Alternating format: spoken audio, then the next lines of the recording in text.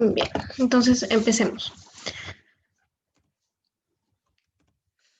Primero que nada, recordemos que la patología que vamos a ver hoy es sobre estas glándulas que se encuentran aquí, las glándulas suprarrenales. Están por encima del riñón, encima de cada uno, y estas tienen dos capas. La capa que está por aquí, la corteza, la más externa, y por dentro tiene la médula. Estas a su vez se dividen en tres capas en la corteza y la médula solo es una capa. Bien, cada una de estas capas se encarga de secretar una hormona específica. Por ejemplo, la zona glomerulosa se encarga de secretar lo que es la aldosterona. La fasciculada, que está aquí, es la que secreta el cortisol. Y la reticular es la que secreta la dihidroepiandrosterona, o DEA.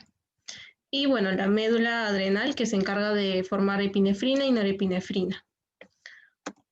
Entonces, lo que vamos a ver hoy es la hiperfunción, o sea, el aumento de estas hormonas, por ejemplo, el hipercortisolismo, que conocemos como síndrome de Cushing, que se da en la zona fascicular, el hiperandrogenismo, del cual se encarga la secreción de andrógenos en la zona reticular, el hiperaldosteronismo, que se encarga en la zona glomerular.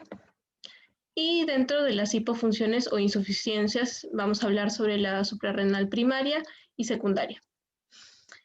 Bien, aquí está el primer eje del cual vamos a hablar, del cortisol.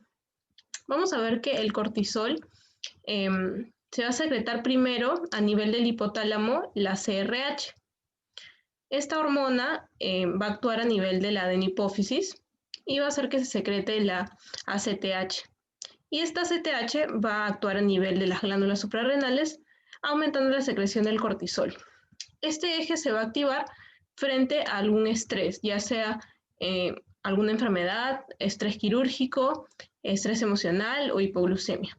Entonces pasa esto y el hipotálamo empieza a secretar CRH y se activa todo este eje. Y a su vez, cuando el cortisol está en los niveles o en los niveles normales, ya se elevó lo suficiente, va a tener un feedback negativo, o sea, va a disminuir a nivel del hipotálamo la secreción de CRH y de ACTH a nivel de la hipófisis. Entonces, primero estamos hablando del hipercortisolismo. Este lo vamos a clasificar en endógeno o en exógeno. El más frecuente es el exógeno, en el cual suele ocurrir cuando, por ejemplo, tenemos pacientes que sufren de enfermedades autoinmunes, como por ejemplo artritis reumatoide, lupus, enfermedades del colágeno, que tienen que usar frecuentemente los corticoides. Entonces, en estos pacientes, al usar tanta dosis de corticoides, van a empezar a tener síntomas, como vamos a ver más adelante, que son, por ejemplo, aumento de la grasa abdominal y a nivel de la cara. Van a tener una cara en luna llena, se le llama, van a tener una jiba en la espalda, además de estrías. Eso lo vamos a ver en la siguiente lámina. Entonces, esta es la causa más frecuente, o sea, la causa de cortisol exógeno. Y el endógeno... Es como si mutaran. ¿Ah? ¿Cómo? Es como si mutaran. Claro, o sea, simplemente es que tú le das mucho cortisol a este paciente y, bueno, va a empezar a tener cambios corporales. Y a nivel endógeno también pueden secretarse el cortisol, o sea, hay, por ejemplo, adenomas de hipófisis, como ya hemos visto lo que era un adenoma de hipófisis, es un tumor a nivel de la hipófisis, y cuando está asociado, o sea, cuando nosotros tenemos el síndrome de Cushing y encontramos que la causa del hipercortisolismo es por un adenoma, o sea, el adenoma está secretando más ACTH, se le llama enfermedad de Cushing, ya no se le llama síndrome de Cushing. El síndrome de Cushing es simplemente cuando tiene el cortisol alto. En cambio, enfermedad de Cushing es ACTH alta más cortisol alto. Y además hay otros tumores que también pueden secretar ACTH, como son cánceres de pulmón, de páncreas y de ovario. Y hay otros tumores, por ejemplo, el tumor de la misma glándula suprarrenal, que también es, que en este caso va a secretar solamente cortisol, ya no se secreta ACTH, sino el cortisol va a estar elevado porque en la glándula misma se encuentra un tumor, un adenoma o un carcinoma. También puede haber una hiperplasia de la misma glándula suprarrenal, ya sea micro o macronodular. Entonces, ¿qué es lo que ocurre en estos casos? Aumenta el cortisol o los corticoides a nivel del paciente y a su vez también lo vamos a clasificar como primario, secundario o terciario. El primario, recuerden que siempre es cuando nosotros hablamos que la patología es de la misma glándula, o sea, primario es de la glándula suprarrenal, un adenoma suprarrenal, cáncer suprarrenal o hiperplasia suprarrenal. Secundario es a nivel de la hipófisis, entonces el microadenoma o enfermedad de Cushing del que hablamos. Y el terciario cuando es una hipersecreción de la CRH, o sea, a nivel del hipotálamo. Y además hay otros tipos, como ya hablamos, de secreción ectópica por un tipo de cáncer, un tumor y secreción de CRH ectópica también. Y finalmente el iatrogénico o exógeno, que es el síndrome de Cushing, por uso crónico ya sea de ACTH o de cortisol, que es lo más frecuente.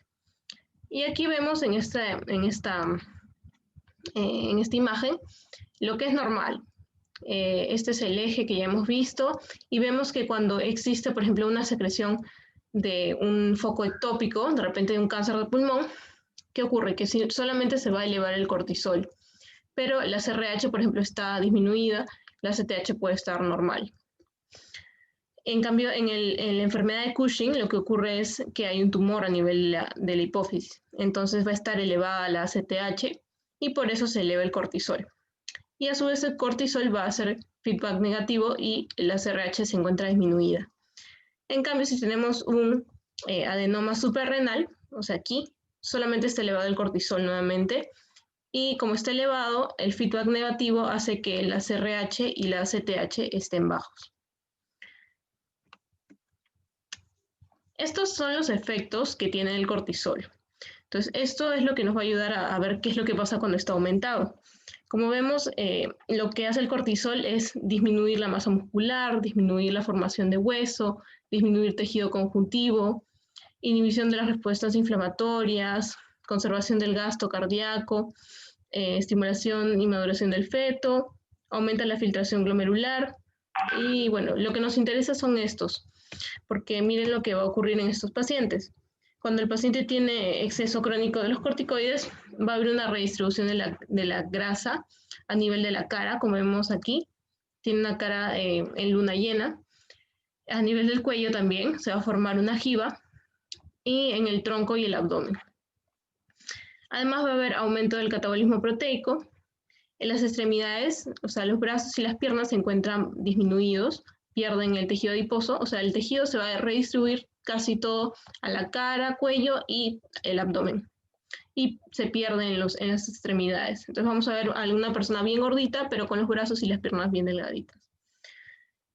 Como vemos aquí, dice que tiene una obesidad troncural o central y la cara en luna llena, con cuello corto de búfalo, también se le llama.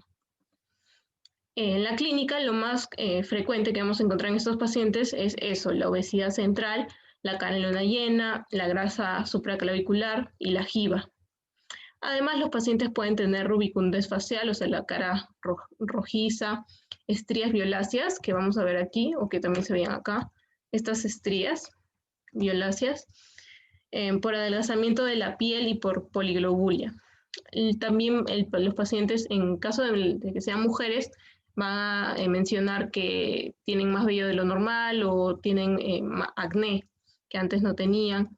Además puede haber virilización, voz gruesa por el aumento de los andrógenos. Trastornos menstruales también es bastante frecuente y también la hipertensión arterial. También hay otros síntomas y otros signos como debilidad muscular y lumbalgia, por lo mismo que hemos visto que hay un aumento del catabolismo proteico. Si es que hubiera ACTH elevada, va a haber hiperpigmentación, luego vamos a explicar por qué. Osteoporosis, como hemos visto por destrucción de hueso, estamos viendo que hay disminución de la formación de hueso y aumento de la resorción. Entonces puede haber osteoporosis, intolerancia a la glucosa también, insulinismo y hasta diabetes. Y depresión, demencia y alucinaciones también son síntomas. Bien, entonces ahora hablaremos del hipermineralocorticismo, o sea, mineralocorticoides elevados, o también llamado síndrome de Cohn en el caso que sea primario.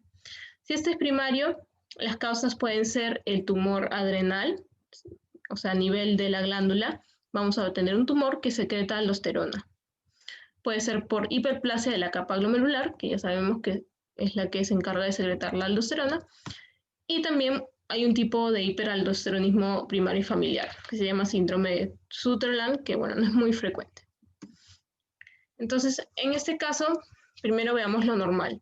La aldosterona ya se va a ver regulada por otro eje, el eje renina-angiotensina-aldosterona. Entonces, lo que causa o lo que activa este eje va a ser la deshidratación y el déficit de sodio o hemorragia también. Entonces, ¿esto qué causa en el paciente?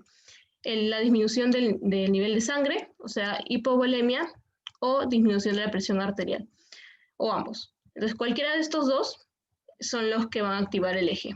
Disminuye la sangre o disminuye la presión.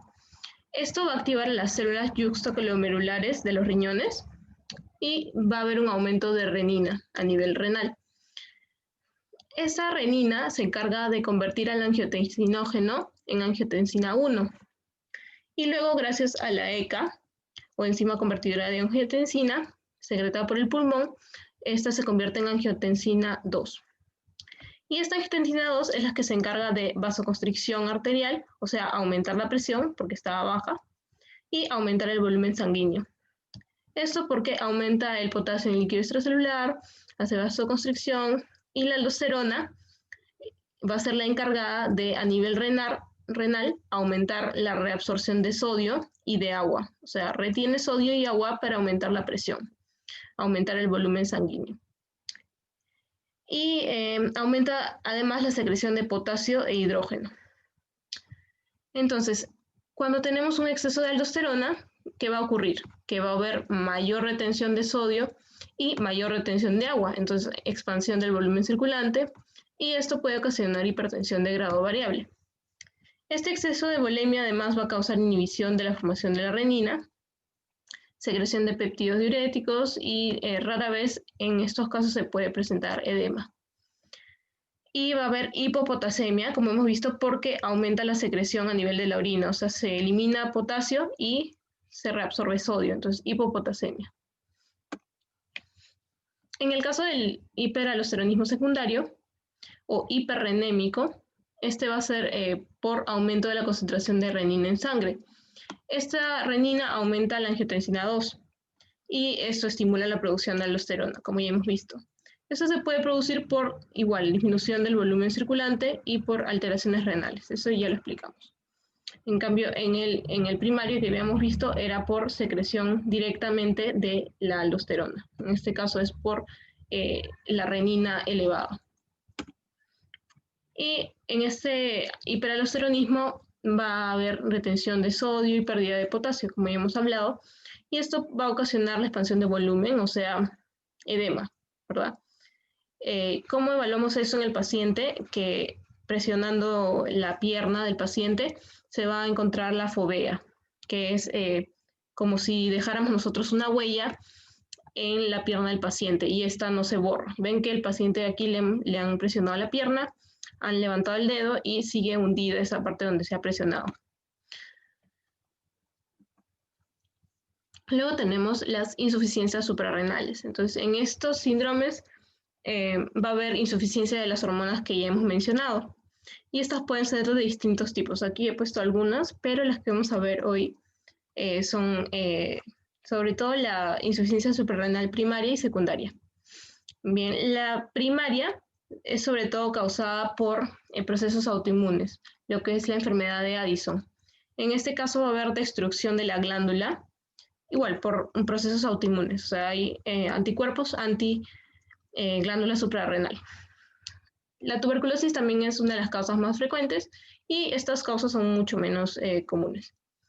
Y en el caso de la insuficiencia adrenal secundaria, va a ser por supresión adrenal tras una administración continua de glucocorticoides o de ACTH. Entonces, de esos mismos pacientes que habíamos hablado, que le dábamos una dosis constante de glucocorticoides, por ejemplo, lupus, artritis, reumatoide, en estos pacientes no se le puede suprimir de una manera brusca los corticoides, porque esto va a ocasionar esta insuficiencia, o sea, la glándula suprarrenal, como ya no está secretando los glucocorticoides, sino que vienen de afuera, porque nosotros se lo ponemos al paciente, la glándula deja de secretar por completo los corticoides. Entonces, si tú le quitas los corticoides que son exógenos, el paciente se queda totalmente sin corticoides. Entonces, la supresión de los corticoides se debe hacer progresivamente, o sea, primero reduces a la mitad la dosis, luego de esa dosis la mitad otra vez y así por bastantes semanas. Por ejemplo, en un mes puedes ir retirándole progresivamente los corticoides. Porque si tú le quitas brusco, el paciente te puede hacer una insuficiencia suprarrenal y se puede morir. Bien. Entonces, la insuficiencia suprarrenal, como dice aquí, es una enfermedad intrínseca de las glándulas suprarrenales con déficit de glucocorticoides y de mineralocorticoides. La causa más frecuente, enfermedad de Addison o adrenalitis autoinmune. Se destruye la corteza de la glándula suprarrenal. Y otras causas que ya mencioné. ¿Qué ocurre? Se destruye la glándula, entonces a medida que el cortisol y la aldosterona disminuyen, la ACTH va a aumentar, ¿verdad? Porque vimos que si el cortisol disminuye, aumenta la ACTH para compensarlo. Se mantiene una secreción hormonal, pero la reserva suprarrenal baja. Cualquier estrés va a desencadenar esta insuficiencia, porque vimos que este eje se activa una vez que nosotros tenemos estrés, ya sea psicológico, quirúrgico, emocional. Entonces, cualquiera de estos eventos nos puede desencadenar esta insuficiencia. ¿Por qué no vamos a ser capaces de secretar suficiente cortisol? Cuando el 90% de las glándulas ya está destruida, es cuando nosotros lo llamamos una insuficiencia suprarrenal global. Y estos mecanismos, como el ACTH, o sea, la elevación del ACTH, estos mecanismos compensadores ya no van a poder mantener los niveles adecuados del cortisol. El exceso de ACTH va a ser causado por exceso de propio melanocortina. Bien, eso es de los que les estaba hablando, que les iba a explicar. ¿Por qué es que nosotros cuando tenemos una enfermedad de Addison o una insuficiencia suprarrenal primaria, es que los pacientes tienen hiperpigmentación? Entonces, lo que ocurre es que la ACTH no se secreta sola. Bien, primero el hipotálamo, la hipófisis va a secretar la propia melanocortina. Esta propia melanocortina se divide dentro de su composición, tiene a la ACTH, pero también a la hormona estimuladora de melanocitos. Entonces se secretan casi en cantidades similares. Entonces, si aumenta la ACTH porque el cortisol está bajo, también va a aumentar la hormona melanocito estimulante. Entonces, esta hormona, como dice su nombre, estimula los melanocitos y el paciente va a tener hiperpigmentación, sobre todo en zonas donde no debería, o sea, en la cara, en el cuello, en las palmas de las manos podemos encontrarlo, en las mucosas orales o al elevar los párpados del paciente también. Y también en zonas de roce, o sea, en los nudillos de los dedos, en las rodillas, codos, en la cintura, labios, etc. Entonces, ¿qué ocurre cuando estos pacientes tienen este déficit? Gracias al déficit de corticoide, encontraremos que el paciente está débil, astenia, además se fatiga rápido y puede tener disminución del peso. Lo más frecuente es la debilidad. Los pacientes van a venir muy, muy cansados y a veces no se pueden ni levantar. Bien, anorexia, náuseas y vómitos por la deshidratación del paciente. Puede tener también síntomas gastrointestinales, diarrea, estreñimiento o dolor abdominal. Hipotensión también, síncope, hiponatremia, hipoglucemia, etc. Y gracias al déficit de mineralocorticoides, o sea, aldosterona, va a haber pérdida de sodio y retención de potasio, todo lo contrario. que la aldosterona era la que retenía sodio y eliminaba potasio, entonces todo lo contrario, se eliminan sodio y se retiene potasio. Y esto causa astenia y alteraciones neuromusculares. Además que va a haber hipotensión. ¿Por qué? Porque habíamos visto que si la aldosterona retenía líquidos, entonces en este caso ya no retiene líquidos, el paciente puede estar hipotenso, hipotensión arterial, y va a retener hidrógeno, que veíamos que lo eliminaba normalmente. Esto causa acidosis hiperclorémica. Y el déficit de andrógenos nos va a ocasionar pérdida de vello axilar, pubiano y disminución de la libido. Y no se olviden de la hiperpigmentación, como vemos aquí. Lo vemos en las palmas de las manos, ven en las zonas de las líneas de las palmas, ahí donde no debería estar hiperpigmentado, también aquí en la mucosa oral. Entonces, eso es común en pacientes con insuficiencia primaria, insuficiencia adrenal, suprarrenal primaria. ¿Sí? Entonces, aquí les dejo una tabla donde se ven algunas diferencias entre los síntomas de cada una. Fácil diferenciarlo porque la primaria no nos va a dar hiperpigmentación, la secundaria sí. Además, bueno, ambas nos causan debilidad, fatiga, anorexia, pérdida de peso, todos esos síntomas, pero en el caso de la secundaria recuerden que también va a estar afectado, como está afectada la hipófisis, también va a haber amenorrea, o sea, va a haber disminución de las otras hormonas de las que se encarga de secretar la hipófisis. Entonces, va a haber amenorrea, hipogonadismo, cefalea, diabetes insípida. Bien. Y aquí también les dejo, para que no olviden, si es que tenemos una insuficiencia adrenal primaria, vamos a tener déficit a este nivel, o sea, de la glándula, pero el eje está conservado.